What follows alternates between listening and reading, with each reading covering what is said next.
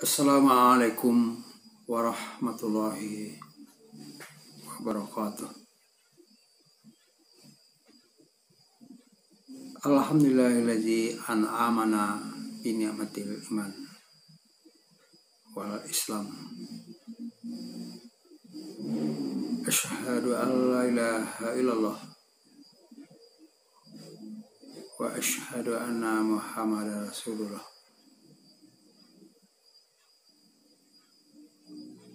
Allah Ta'ala fil Qur'anil Karim. A'udzu billahi minasy syaithanir rajim. Bismillahirrahmanirrahim. Watslu ma uhiya ilaika min kitabi rabbik.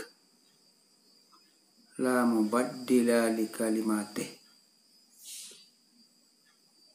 Walan tajida min dunihi multahada. Sadaqallahul azim.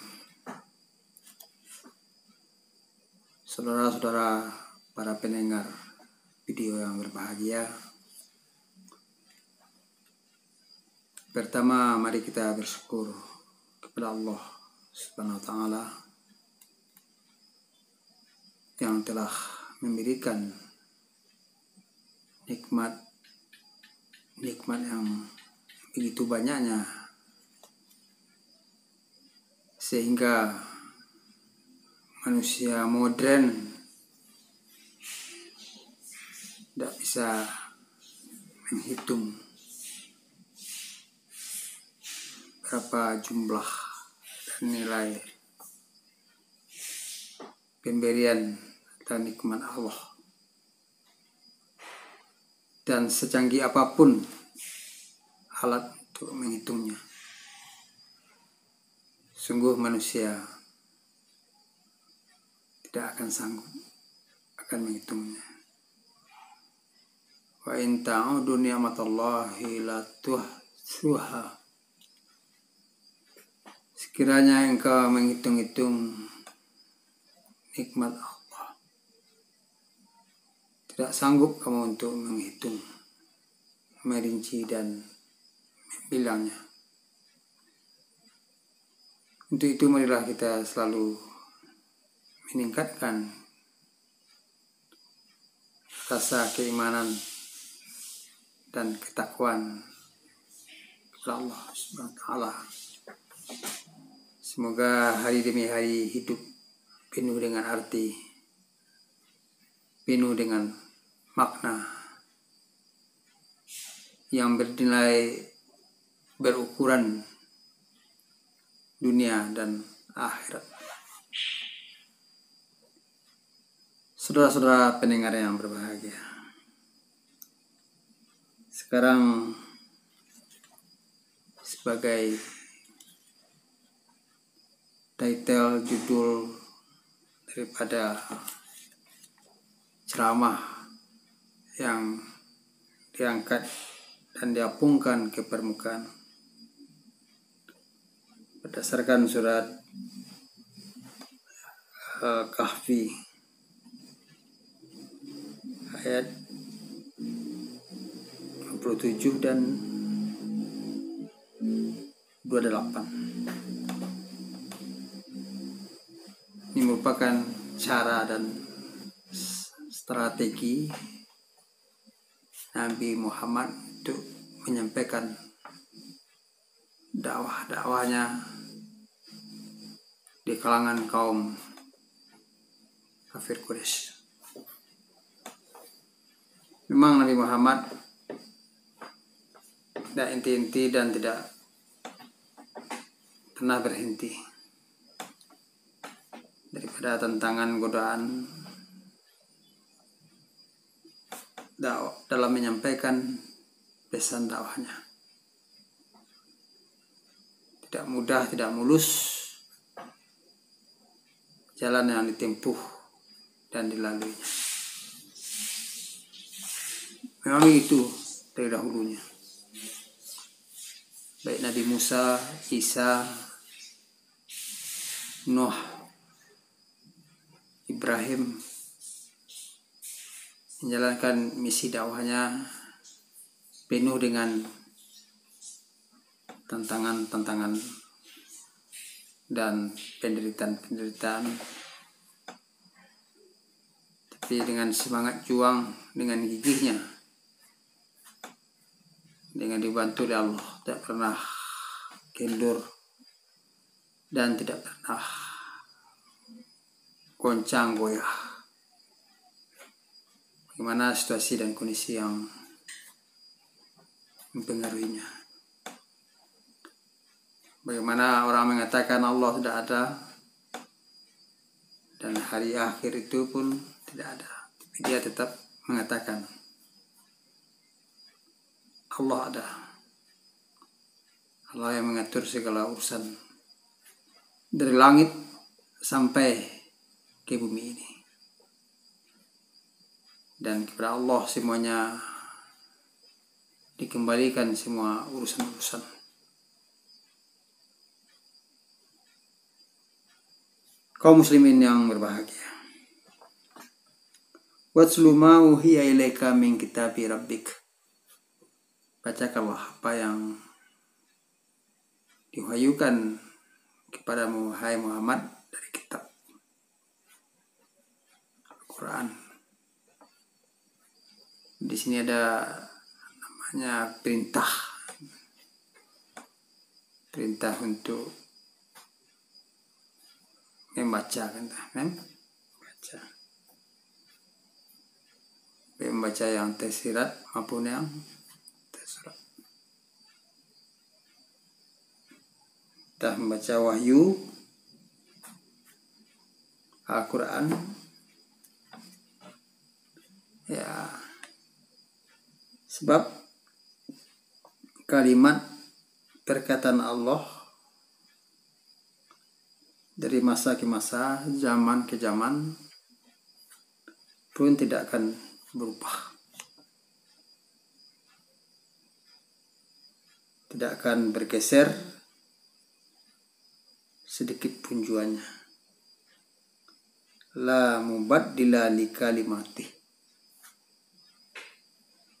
tidak berubah perkataan Al-Quran, tidak berubah apa yang disampaikan Al-Quran, benar kata, sekalipun rasio akal tidak menerimanya. Tapi kebenaran wahyu Al-Quran tidak bergeser, tidak berubah, sekalipun kondisi itu berubah-ubah.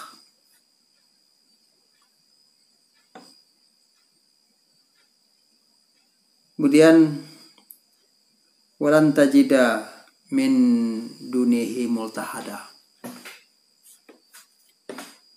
kamu sekali tidak menemukan perubahan, tidak menemukan tempat berlindung melainkan Allah. Sebab semua sesuatu itu kalau tidak izin, tidak dikehendaki oleh Allah, tidak akan terlaksana.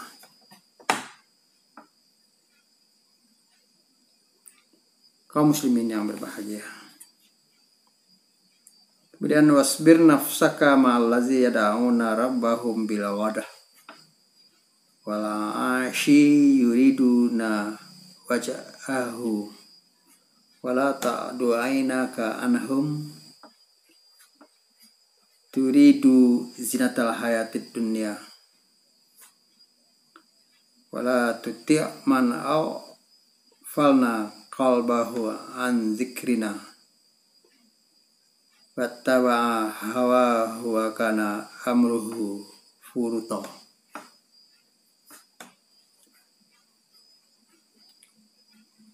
Muhammad perintahkan Allah dalam penyampaian dakwahnya itu harus bersabar. Sabarkanlah dirimu bersama orang-orang yang taat, yang mematuhi aturan wahyu dan Al-Quran dengan orang sama kan, baik pagi senja kan, ya, dengan melakukan hal-hal yang bersifat mendatangkan kebahagiaan lahir batin dunia dan akhirat. Kemudian janganlah kedua matamu berpaling kepada hal-hal yang bersifat duniawi kan, bersifat kekinian dan kedisinian.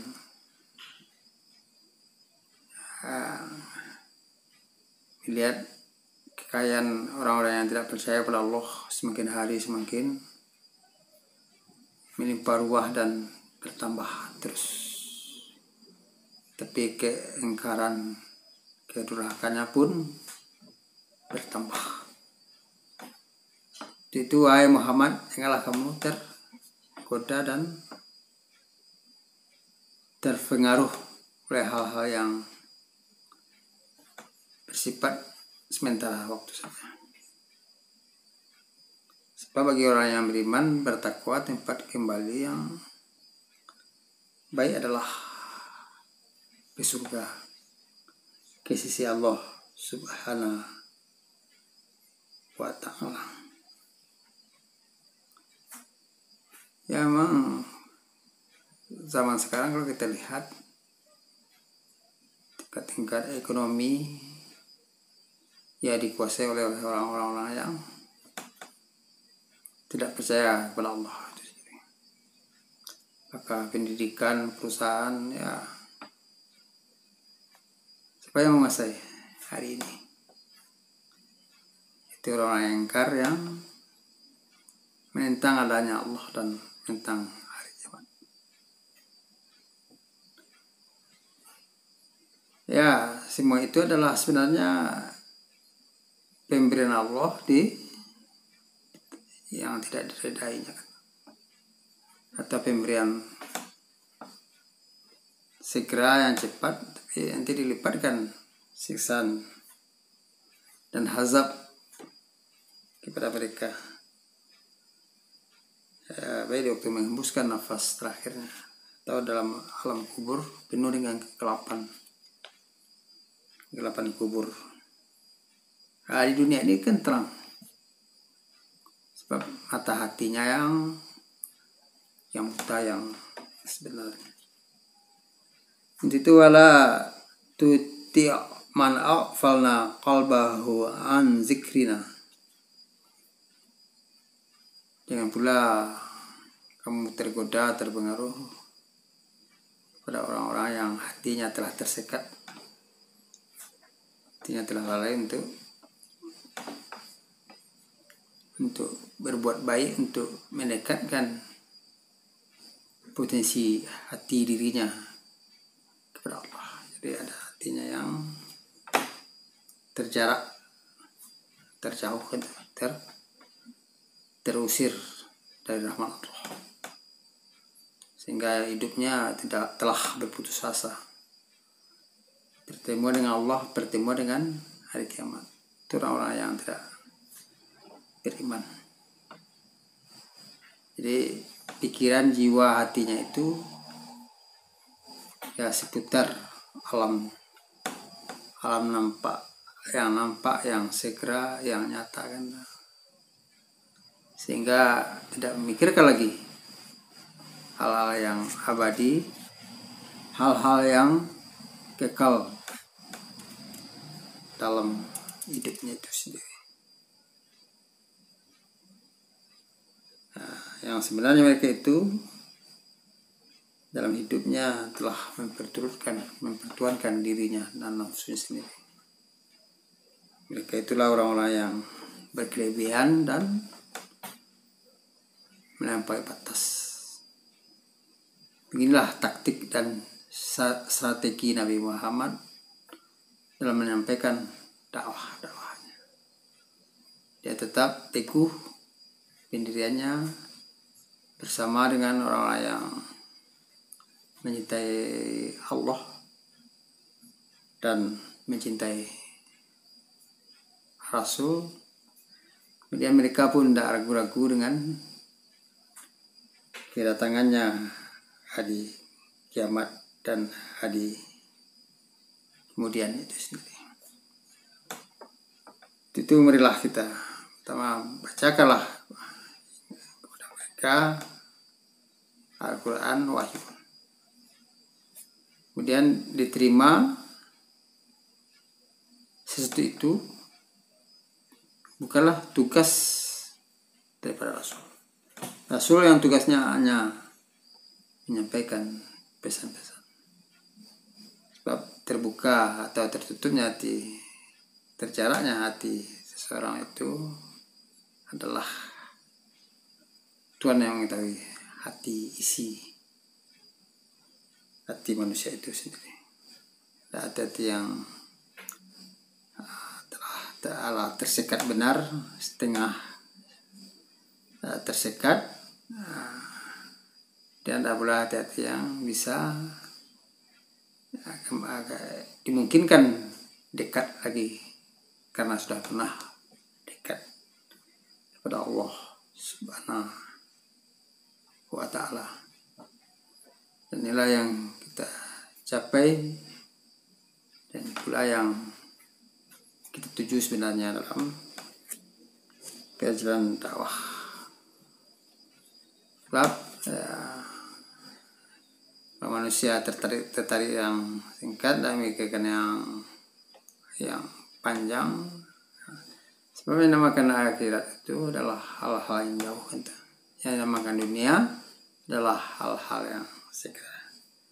Itu marilah kita dalam hidup ini menyampaikan pesan-pesan Al-Quran walaupun satu potong ayat.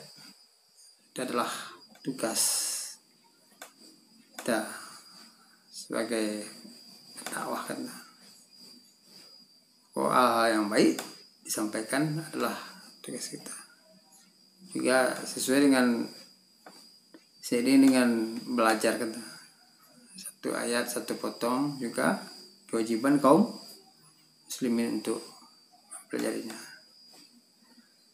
Untuk itu marilah kita pusatkan perhatian kita untuk mengisi sisa-sisa umur hidup yang tinggal sedikit ini adalah dengan intinya dan pesan-pesannya kita memberi nasihat, menyampaikan hal-hal yang bermanfaat, yang beruntung di hari depan, masa depan. Masa depan pun sangat ditentukan oleh prestasi-prestasi amal ibadah manusia di dunia hari ini.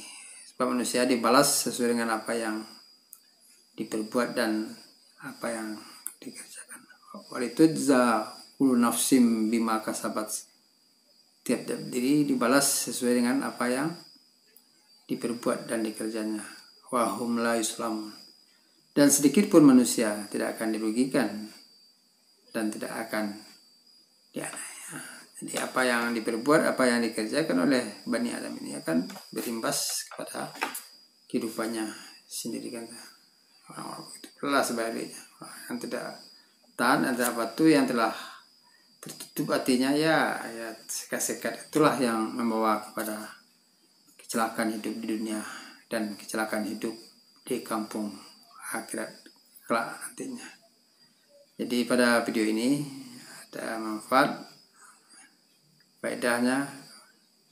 Semoga di lain waktu, di lain kesempatan dan video yang lainnya dengan tema-tema yang lainnya akan disambung kembali.